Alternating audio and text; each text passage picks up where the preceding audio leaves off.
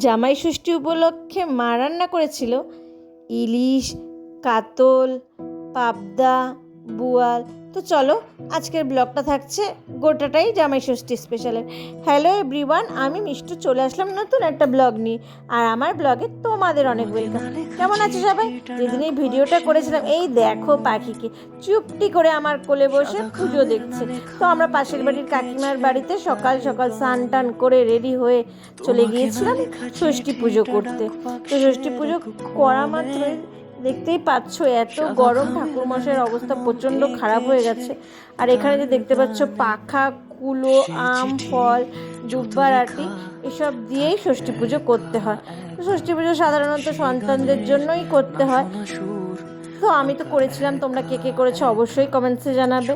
তারপরে পুজো টুজো শেষ করে চলে গেছিলাম বাড়িতে। আর বাড়িতে এসে দেখি মা সেই কত কিচ্ছু রান্না করেছে। তো আমি বলছি, এত গরমে কি এগুলো খাওয়া সম্ভব বলো?